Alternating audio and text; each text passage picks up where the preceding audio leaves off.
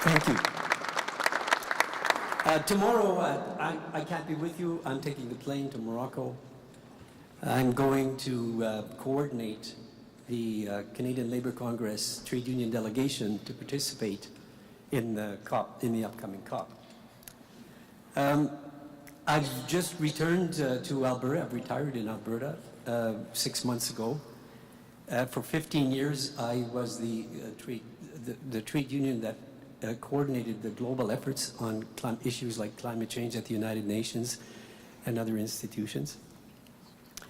I came back to Canada 7 years ago and I became the director of the international department. And tomorrow will make the 15th conference of the parties that I attended since the beginning when I joined the Canadian delegation with Brian Mulroney in 1992. And since then, I've been kind of reflecting on things, on whether or not I wasted my time, for one. But part of that reflection is the focus on the International Panel on Climate Change, the IPCC, which is the global scientific body that's guiding the discussions internationally on climate change. Now, it's not for the faint of heart. There are many documents. That body really creates a lot of scenarios, a lot of indicators, a lot of calculations, a lot of predictions. And I reached one stage in my life where I realized that I would have to just spend time and decide for myself what the scenario that was emerging that looked like for me, not for anybody else, but for me.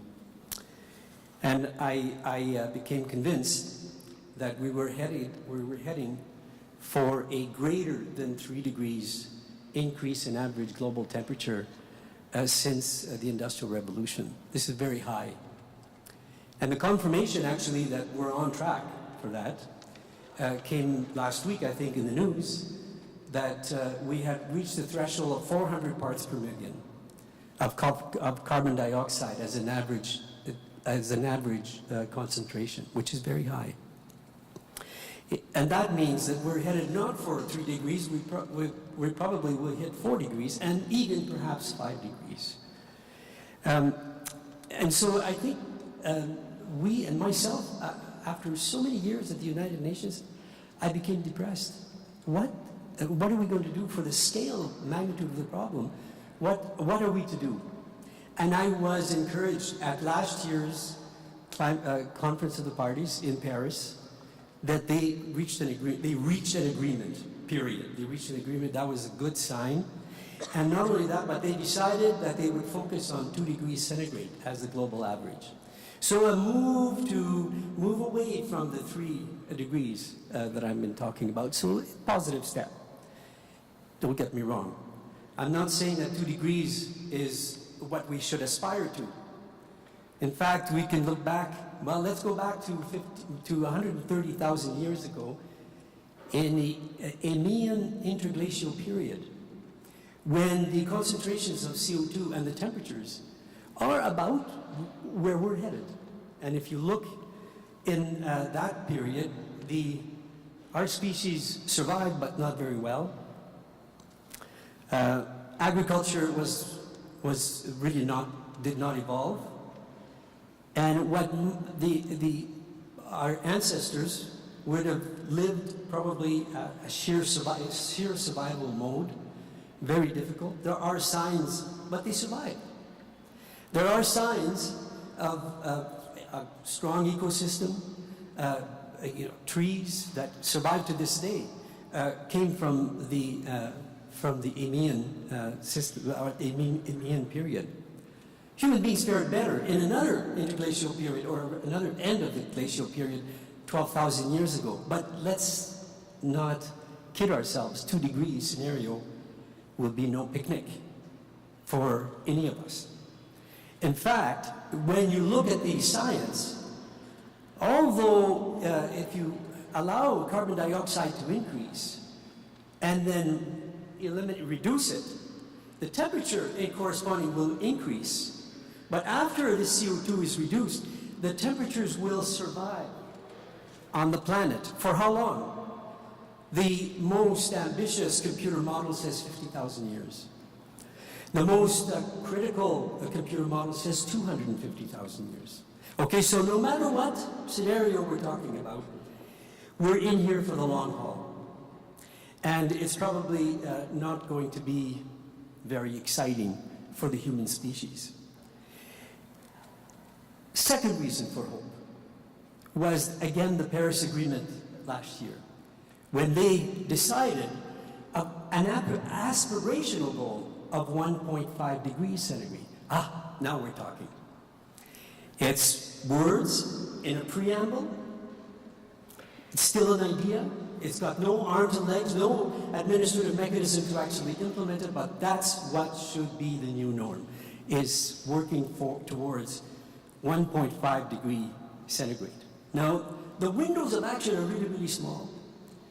For us to achieve 1.5 degrees, we have to act within 5 years. That is, that the world needs to put in place all the mechanisms that it has at its disposal to make it happen.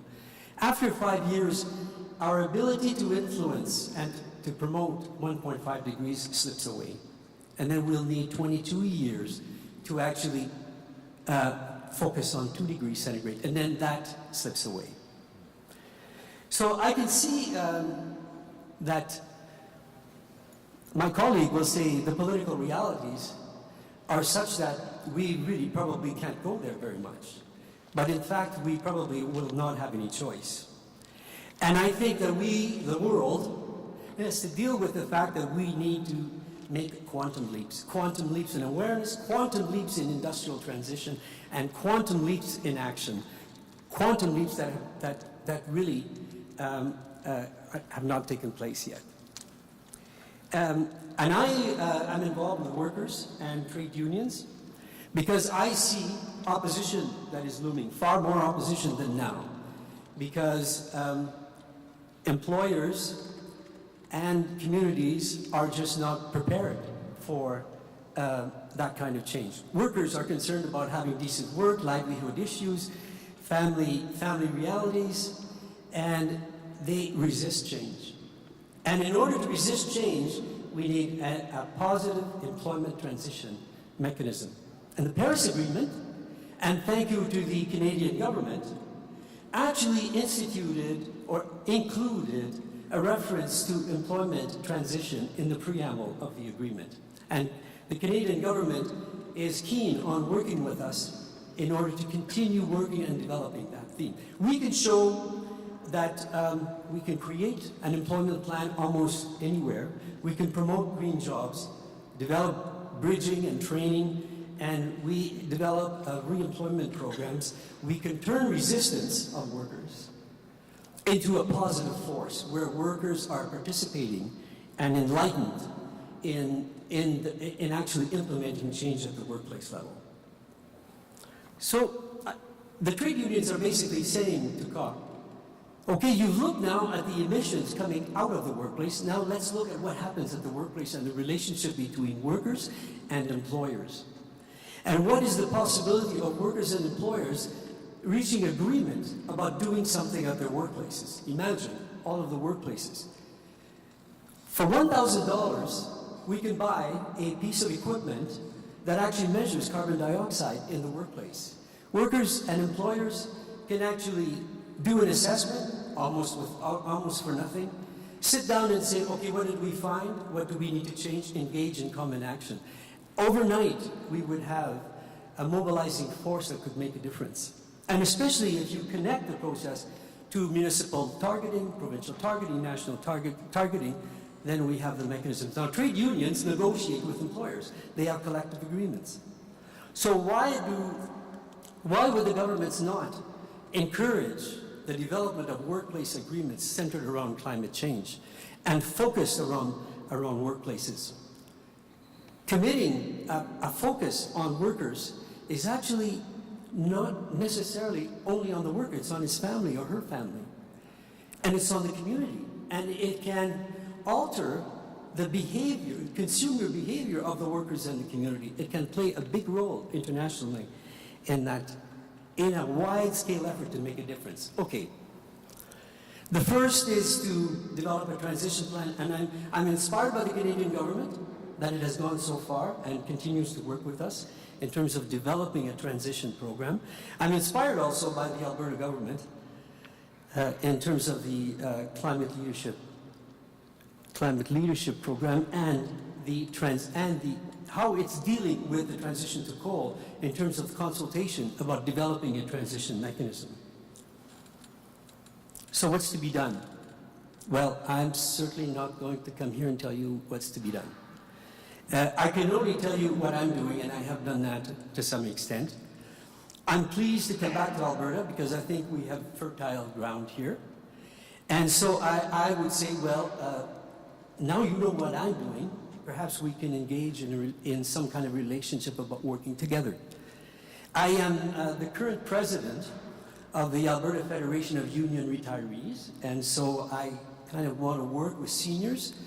I kind of characterize myself as the youth component of that body.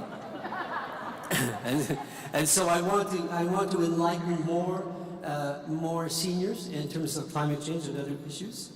I am executive director of a global foundation for social harmony and sustainable development close to Edmonton, where we are planting what we call deep future trees that are proven to survive during the Imean period 130,000 years ago. I sing as a tenor, not like that, okay? I sing as a tenor with the Ukrainian choir, and I want to continue doing that. I will work with the CLC and unions, and tonight is the beginning of us presumably working together. Thank you.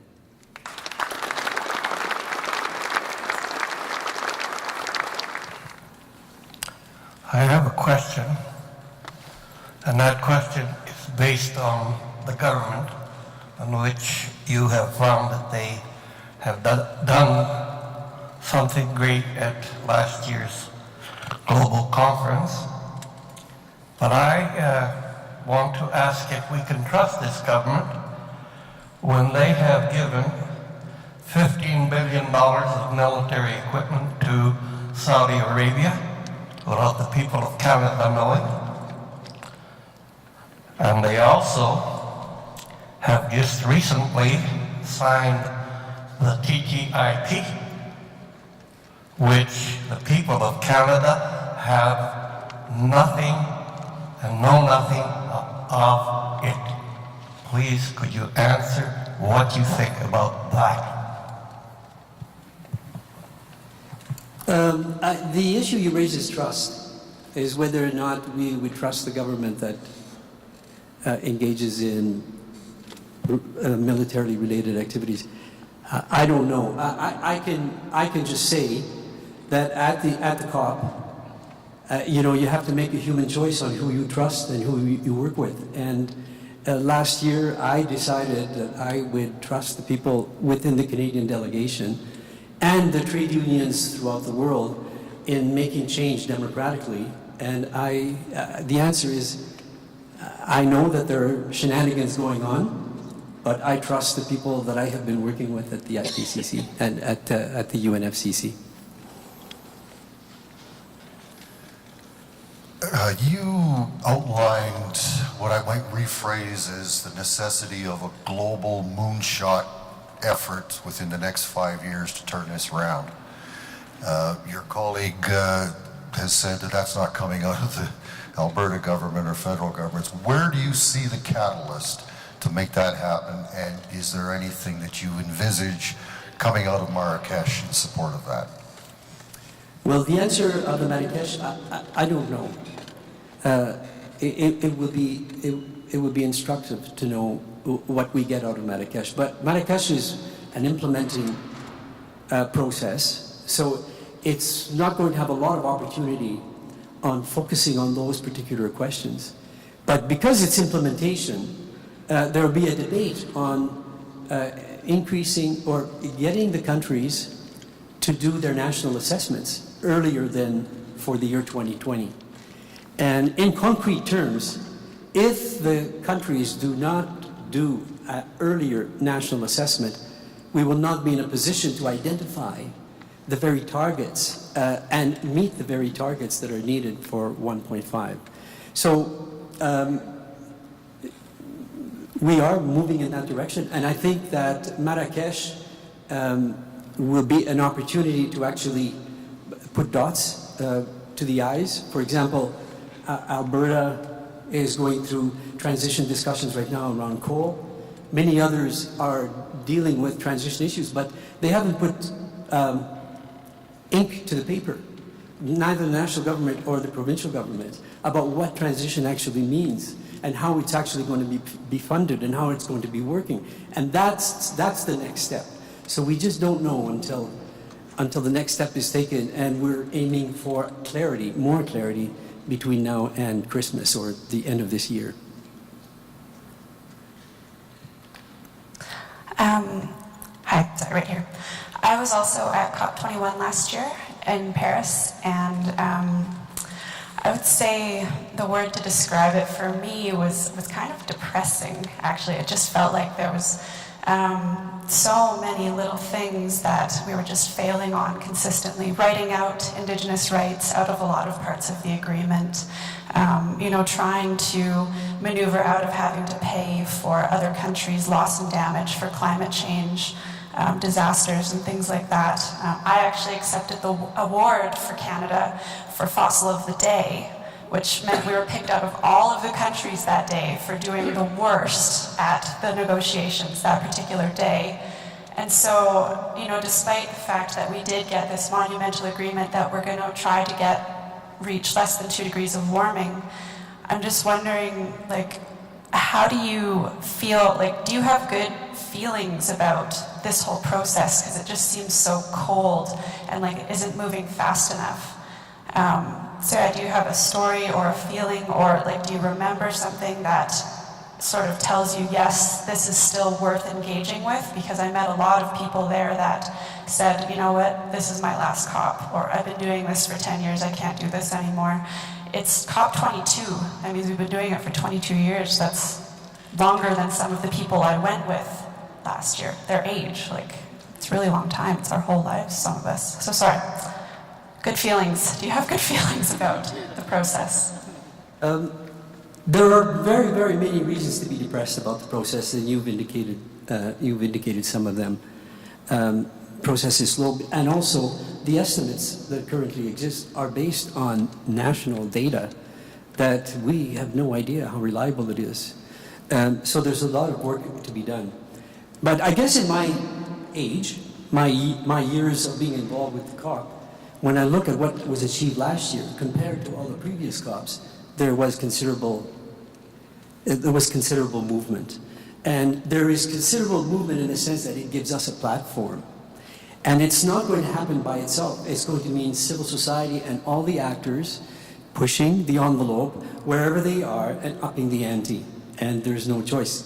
COP21 will be a success if it actually instills the inspiration of a lot of people to make big changes very quickly.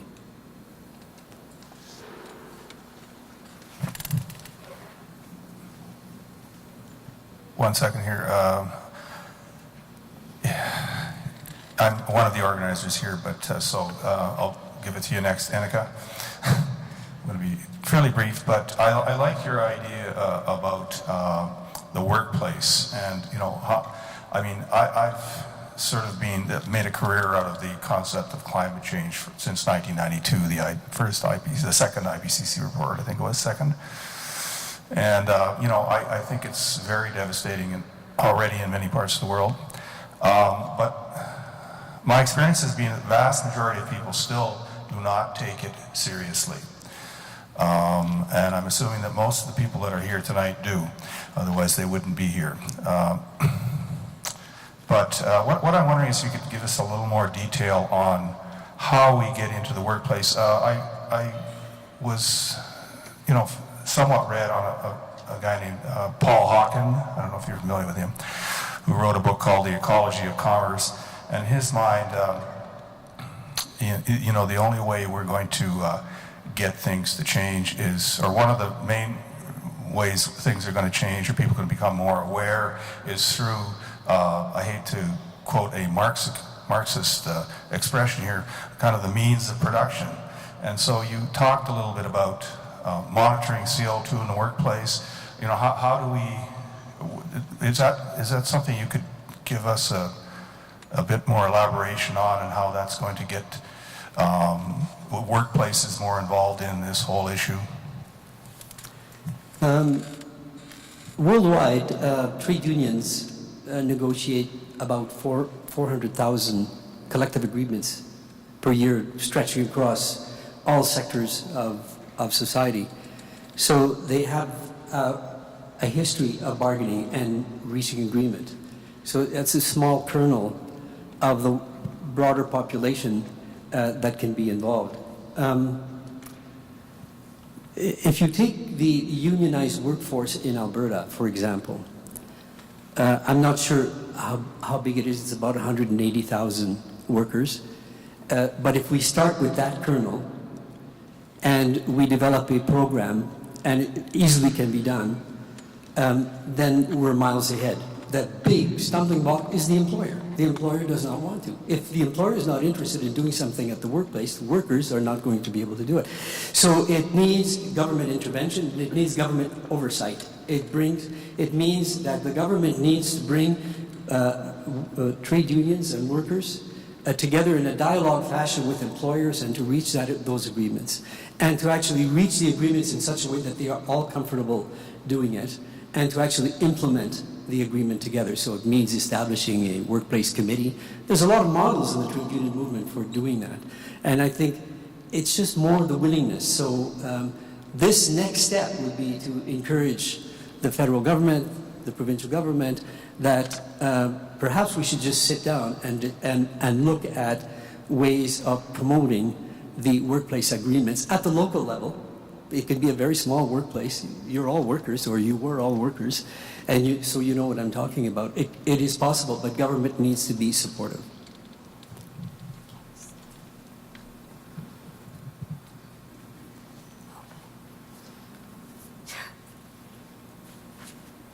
I'm just looking at your the blog that you have in it's in here, like you have a windmill and you have like a solar. Is that what you have in there? Like that's what's saying, like a greener, that's climate, like proposing a greener economy. The governments. My question is, I was listening to that girl that she was talking about, like this been going on for so long, and really it's not really like the process is not really like speedy or improving for Canadian or Albertan. My question is, if we get rid of the energy, like let's say no gas, no charcoal, and we use windmill and solar, is that enough for Albertan people to provide energy? If we only have 6 months, we have 6 months winter, and there's no enough wind. It's only in July. If we have all that, how are we gonna provide all what we need in everyday use? That's my question. I haven't picked up the main question. I think the question, this is something that a lot of us have thought about, that if we're going to alternate energies, yes, and the question is being put to Lucien here. It's actually a question that should be put to Dr. Vipont. How about if after Dr. Vipont finishes his address, that you remember that particular question, take it first? Because everyone here has their focus, and that your question is not Lucien Royer's focus, even though he may have something to say about it. Okay, thank you. The trade union delegation at the COP is circulating a document. There's one sheet of paper, 2 sides, and it's called 1 Million Climate Jobs. And it applies to Canada, and it applies to what we're doing in Alberta. And with your permission, I'll circulate that piece of literature, and it'll be a direct answer to your question in terms of how we can actually influence the decisions around alternative sources of energy, energy conservation, and how that can translate into active jobs, active green jobs that can actually replace those jobs that would be lost in industrial transformation. So I'll just hand it over to you. Thank you.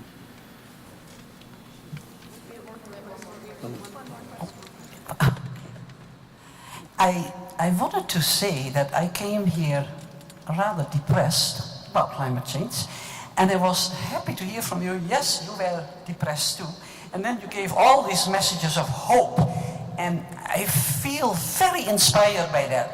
And I think the way you describe the role of the trade unions is like a civilizing force in our community and in our nation, and that is a wonderful statement. And you're practicing it. That's tremendous. You could be living as an honorary citizen in the province of Groningen, that's a small part of the Netherlands where I just was, and they would completely agree with you because there they practice what you are saying. Now, my question is how to bring that kind of cooperative spirit in fighting climate change to Alberta. And I have a very specific question about that. I like that idea of, yes, the trade unions, they are the civilizing force and they can help generating the new jobs. What happened in Groningen, the small province that is now infamous because it did a lot of fracking and it wanted to get rich in a typically Dutch way, fast and, no consequences. After the fracking, they discovered earthquakes all over. And I want to report to you and to everybody here that the farmers with money and the people without money were suddenly hit by earthquakes in a province that is as flat as a pancake and had never had earthquakes before. It was an uproar and all kinds of things. And suddenly there was a solidarity between the rich and the poor because they all felt they were going downhill. So how can we get that kind of movement going in Alberta? Because I still feel after the terrible fire in Fort McMurray that there is not that kind of solidarity movement. There was donation of money, but there is no action to really say, we cannot go on in this way. Thank you. Well, I think we, especially in Alberta, I want to focus on the Alberta's leadership plan. That's something that I can work with. I know that there are anticipated in the near future hearings where people will be providing input, especially with respect to coal transition. I know that the Alberta Federation of Labour will be making a submission about transition, and I think concretely, if you can show support for that submission and the notion of transition within that context, that would be a big step ahead. Thank you.